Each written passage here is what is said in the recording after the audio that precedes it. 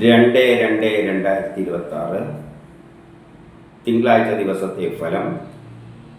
ജനിച്ച നക്ഷത്രം അഥവാ ചന്ദ്രനെയും ജനിച്ച മലയാള മാസം അഥവാ സൂര്യനെയും അടിസ്ഥാനമാക്കി.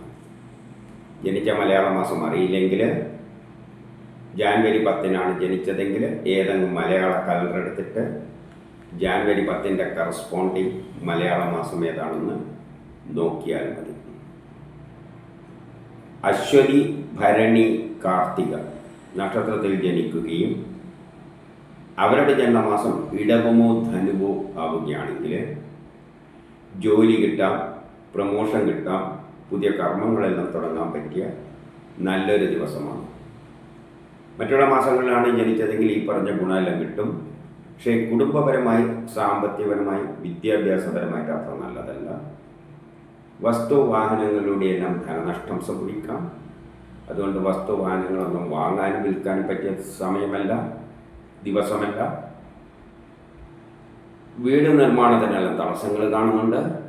മാതാവുമായിട്ട് ബന്ധപ്പെട്ട കാര്യങ്ങൾക്കൊന്നും അത്ര നല്ല ദിവസം അല്ല. രോഹിണി, മകയിരം നക്ഷത്രത്തിൽ ജനിക്കുകയും അവരുടെ ജന്മമാസം ഇടവമോ ധനുവോ ആവുകയാണെങ്കിൽ പുതിയ കർമ്മങ്ങളെല്ലാം തുടങ്ങാൻ പറ്റിയ നല്ലൊരു ദിവസമാണ്. അതിനുള്ള ഉത്സാഹവും തൻ്റെ ഇടയിലും കാണും. സഹോദരാദികൾക്കെല്ലാം നല്ല ദിവസമാണ്. മറ്റുള്ള മാസങ്ങളിലാണ് ജനിച്ചതെങ്കിൽ ഈ പറഞ്ഞ ഗുണമെല്ലാം കിട്ടും. പക്ഷേ അച്ഛനും മക്കളുമായിട്ട് ബന്ധപ്പെട്ട കാര്യങ്ങൾക്ക് മോശം, മനസ്സമാധാനക്കുറവ്, ടെൻഷൻ, യാത്രകളെ കൊണ്ട് പ്രയാസങ്ങളെല്ലാം കാണുന്നുണ്ട്. തിരുവാതിര, പുണർത്തം നക്ഷത്രത്തിൽ ജനിച്ചവർക്ക് പൊതുവെ മോശം ദിവസമാണ്. പെട്ടെന്നുള്ള അവിചാരിതമായ ചില ആരോഗ്യ പ്രശ്നം, ശത്രുത, തടസ്സങ്ങൾ.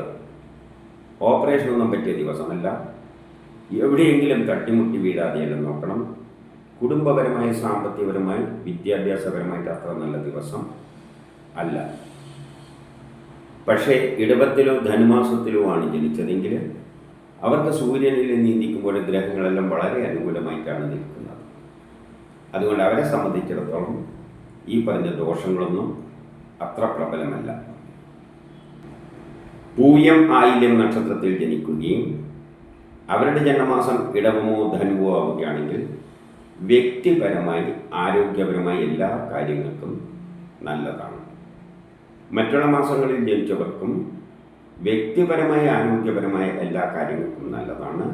പക്ഷേ ദാമ്പത്യപരമായിട്ട് അത്ര നല്ലതല്ല. വിവാഹവുമായിട്ട് ബന്ധപ്പെട്ട കാര്യങ്ങൾക്ക് നല്ലതല്ല. വിവാഹത്തിന് ചെറിയ തടസ്സങ്ങളെല്ലാം ഉണ്ടാക്കിയേക്കാം.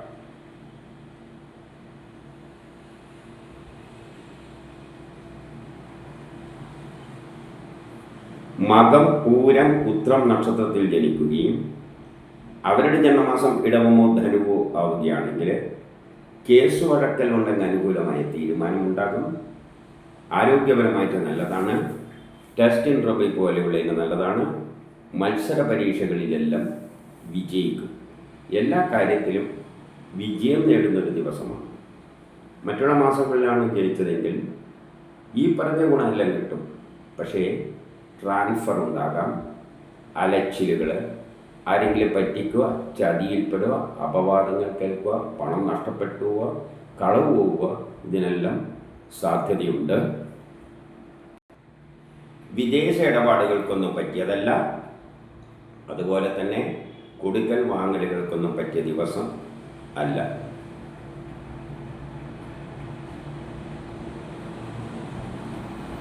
അത്തം, ചിത്തിര നക്ഷത്രത്തിൽ ജനിക്കുകയും അവരുടെ ജനനമാസം ഇടവമോ ധനുവോ ആവുകയാണെങ്കിൽ ബിസിനസ്സിന് നല്ലതാണ്.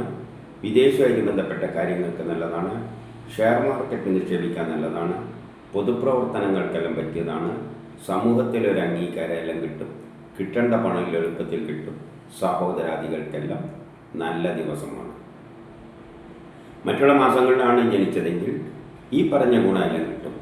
പക്ഷേ മക്കളുമായിട്ട് ബന്ധപ്പെട്ട കാര്യം മോശം, മനസ്സമാധാനക്കുറവ്, ടെൻഷൻ.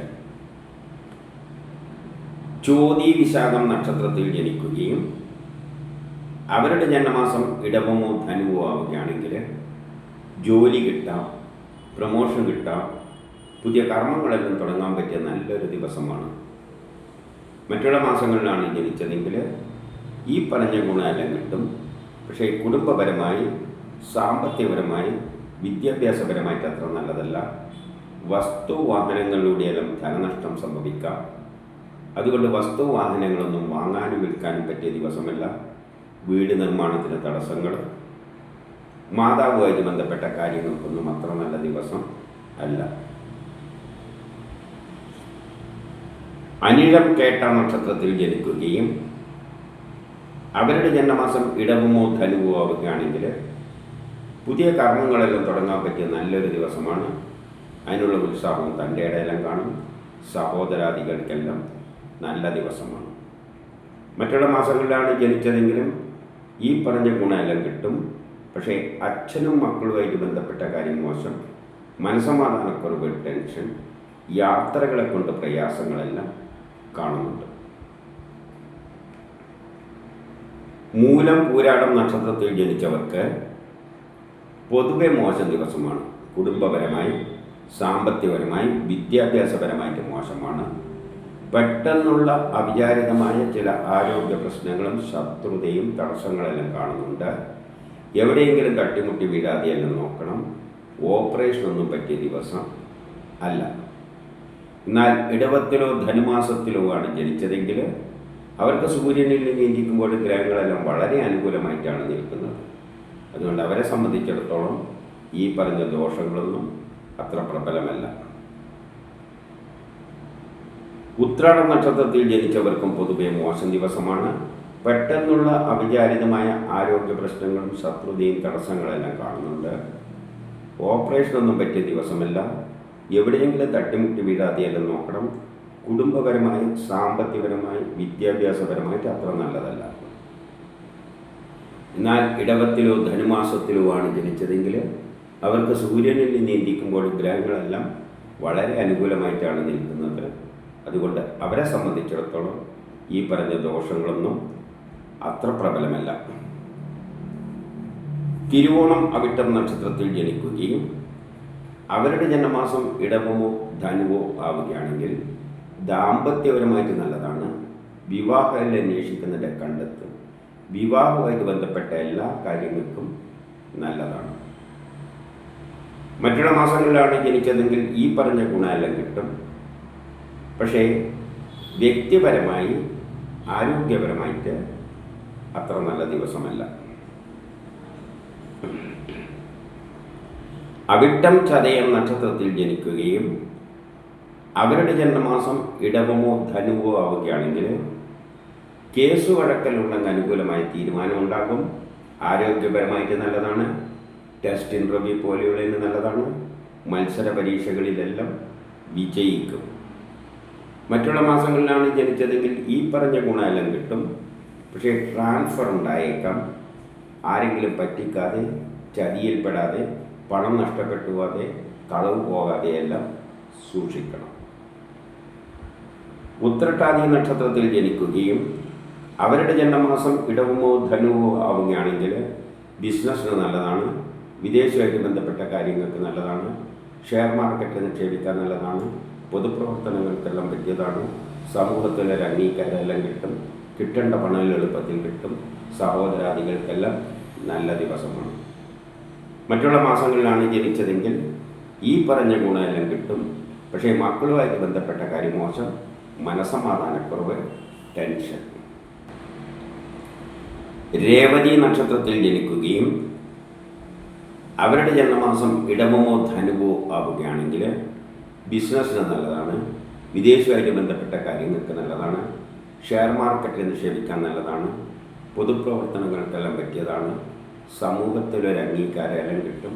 കിട്ടാൻ എന്തെങ്കിലും പണം ഉണ്ടെങ്കിൽ അതെല്ലാം എളുപ്പത്തിൽ കിട്ടും. സഹോദരാദികൾക്കെല്ലാം നല്ല ദിവസമാണ്. വിദേശ ഇടപാടുകൾക്ക് പ്രത്യേകിച്ച് നല്ല ദിവസമാണ്. മറ്റുള്ള മാസങ്ങളിലാണ് ജനിച്ചതെങ്കിൽ ഈ പറഞ്ഞ ഗുണമെല്ലാം കിട്ടും.